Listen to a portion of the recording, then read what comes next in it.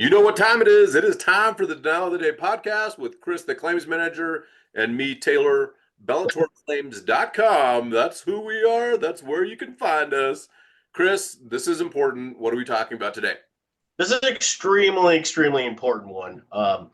And forgive me if I sound a little off. Getting over a little cold, a little head cold, so I can't really Yeah, hear you're a myself. trooper. So I can't really hear myself, so it's kind of weird. But anyways, um, this is an extremely important one because this can dictate, what can be covered, what could not be covered Right. when you file a claim, specifically when it comes to any metal types of items on your roof, metal not metal windows, but the trim and things like that, metal components. So we're starting to see this one come up a lot, but basically it's cosmetic slash metal exclusion.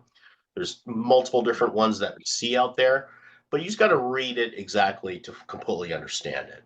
And Right. so I'm going to share one with you right now that's pretty much, in my mind, as vague as you can get. If it is your gutters, because they're metal, if it's your vents, because those are metal, if it's flashing, if it's window frames, like Chris was talking about, beading, whatever it might be, okay?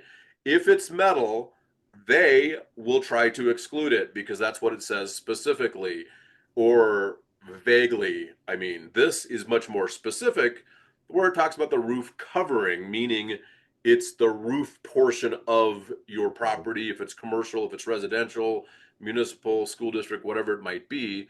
And then it talks about the metal roof covering means the metal roofing material exposed to the weather, the underlayment supplied for moisture protection, and all flashings required in the replacement of a metal roof covering. We have won this battle. We know how to do it.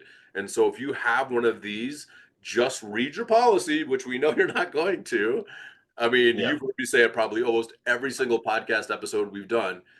If you read your policy and you have something like this, just be aware if you have a metal roof that you're going to run into this and it may not be covered, or the insurance company might try to not pay it.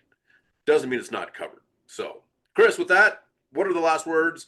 I'm glad you're here. Sorry you're not feeling well. Hopefully you Oh, I'm feel good. better soon, my friend. Yeah, I mean, and I think just the last words is just get us involved as soon as possible. Right. Anytime you have, any kind of metal components on your roof, whether you have a metal roof, whether you have components on your house that are metal, this could come into a huge factor. And we've seen Right. claims go sideways or one, depending on how this is interpreted and how, we can relay that on to what we feel like is interpreted and basically have everyone on the same level agree. So Okay. anytime it comes to metal, anything like that, read your policy.